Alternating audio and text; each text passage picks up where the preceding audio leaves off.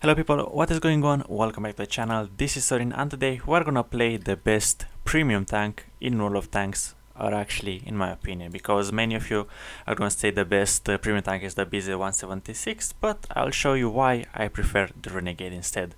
Our setup is gonna be obviously rammer with turbo and vertical stabilizer. I really love to use a vertical stabilizer on this vehicle as it makes the gun handling much better, and of course we have no engine sound as once again. I hate it when this happened, but I'm sorry for that. Well, why do I prefer this vehicle over the BZ-176? Well, first, you can actually fight this vehicle properly because obviously you have a cupola, so an enemy, if he's gonna fight at you, obviously he's gonna have a weak point to shoot, whereas the BZ is not really the case. Next, the gun. I really love the gun of this vehicle. It's much more, reliable. You don't really need to fire full goal, like full HEs to do damage, and it's not as big as an RNG machine. But yeah, this time we're gonna play the Siegfried Knight. Look at that accuracy. And over here we can play all day long because as long as we are not really hiding as long as they are showing our cupola, we're hiding it, we're safe. No one is gonna do anything about it. Look at that.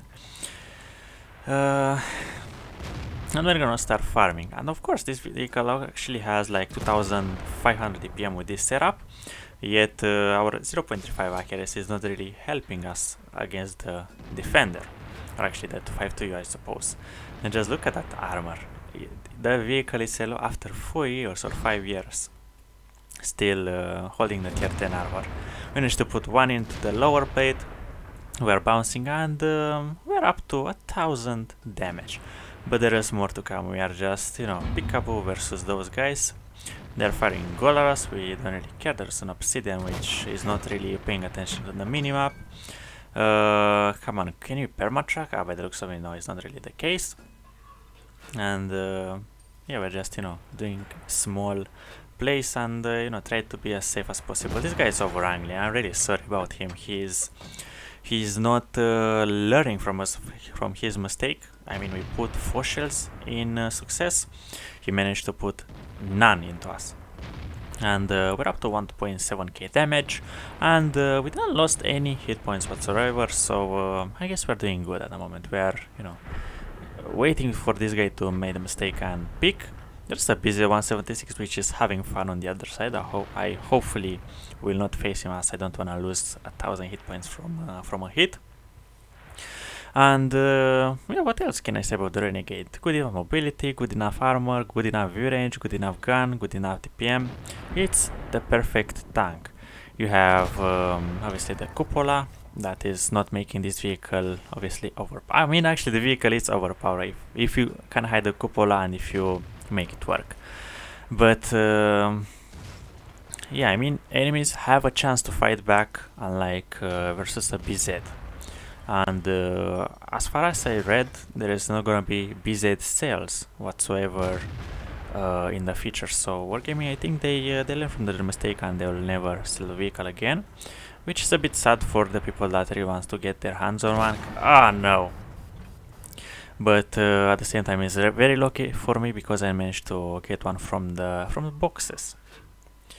Come on, the Buraskit's stuck over there. At least we're gonna put one into him. Come on. This is where the bad RNG starts to show its ugly head. The Lorraine is going in. I don't know what are those guys doing here. Like a Bizonte fighting a BZ. There's a Lorraine hitting him from the back. The TS5 is hitting the Lorraine from the back. I mean, it's complete shit show, and people are going down like one by one. Yet we still have hope. We still have full hit points. We are playing it slow. We are just trying to do the things right. I mean, we see that the BZ is there, so we don't really want to push this like to go through the open road, because I don't really want to get 1000 into my back, or actually 850 or whatever that tank is capable of doing with its HE rounds. And we're trying to search for opportunity, for angles, And I see that the TS5 is still going all in versus whoever is in front of him. I really like that play. There is the BZ. He is focused on that side. We managed to put one in. He shot for 1,100, or did he got hit twice or something like that? But yeah, he managed to get a tank from full hit points to no hit points whatsoever. We're being aggressive. We're pushing in. Over here we are pushing versus two tanks. There is Lorraine, which I guess is empty. We put 420 in from a 360 alpha damage. And over here we are just, trying to hide our cupola to wiggle, and oh, that's good. We got help from the guard, and therefore we lost no hit points whatsoever. We are being aggressive. People are dying on the other side. We are picking up kills over here, which is good from our performance. And yeah, slowly, catching up and trying to do things properly. I mean, the guard is going for the Lorraine. I'm going over here to pick up some kill, like that obsidian. It's a one shot from me. I'm trying to go from behind, but actually it's not really the case, as the TS5 it's killing him, and those guys are getting surrounded. We see a SU. Come on, can we put one round in? I mean, we're aiming, but he's disappearing.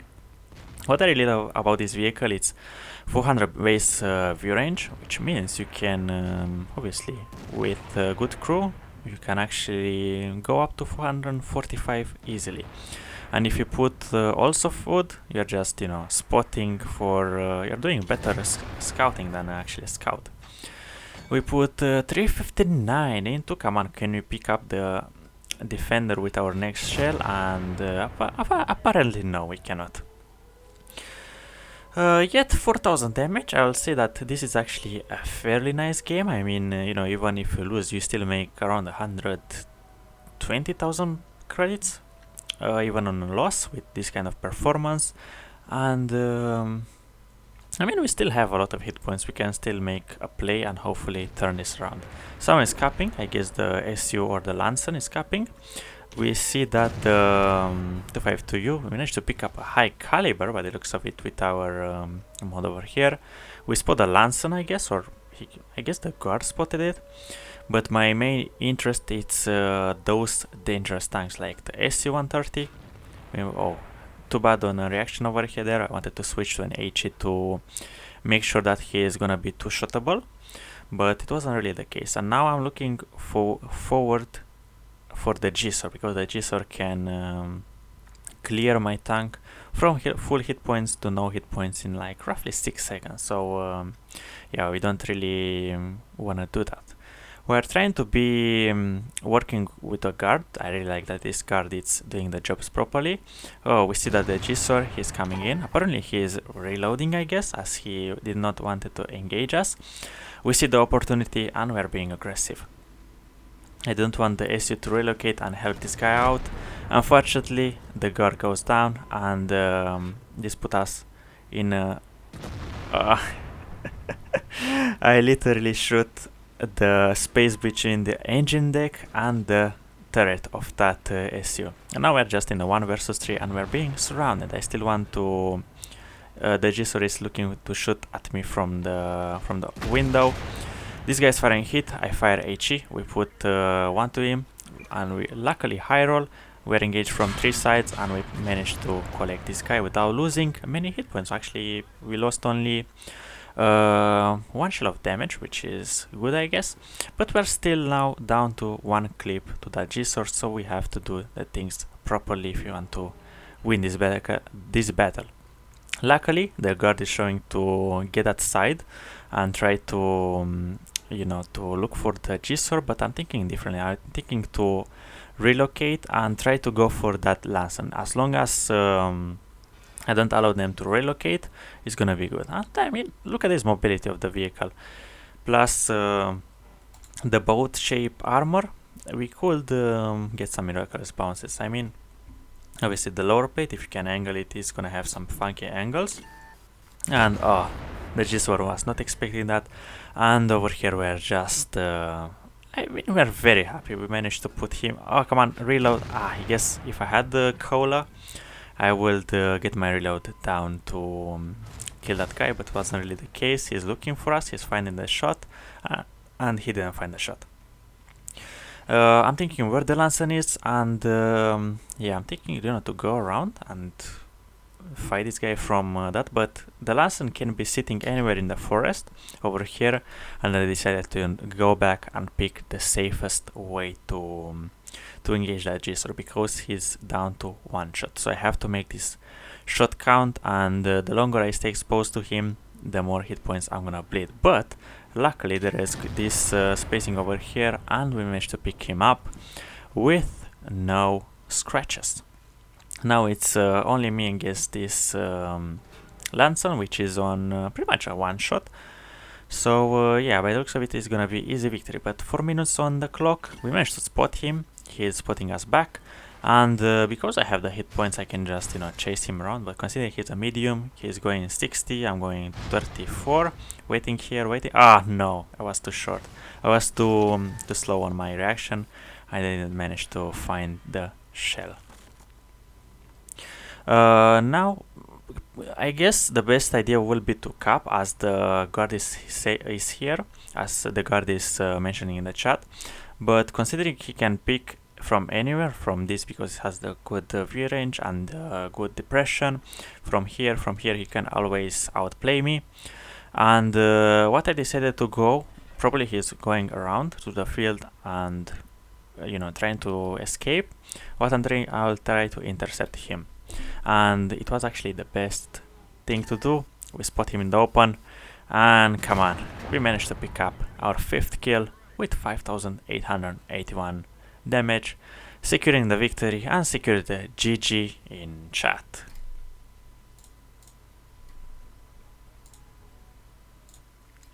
Alrighty, so here is the victory screen, and by the looks of it, we managed to get an ace and a high caliber, so not really the most. We're 1 kill away from a top gun, but you know what, I'll actually take it this way.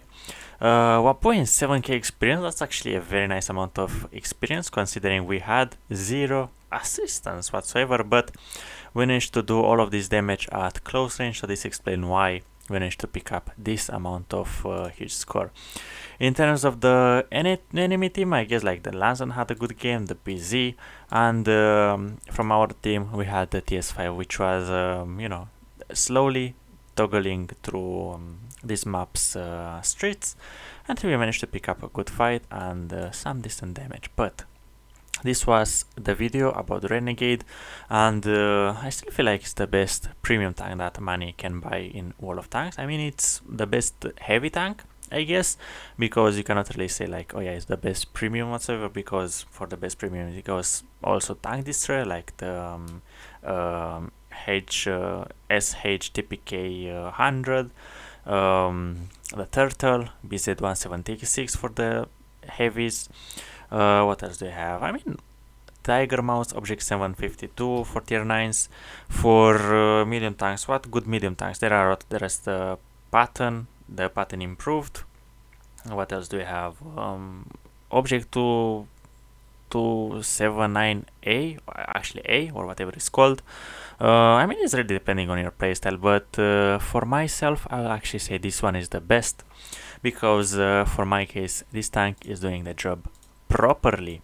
So yeah, thank you very much guys for watching. I will see legends around with a brand new video. Bye bye.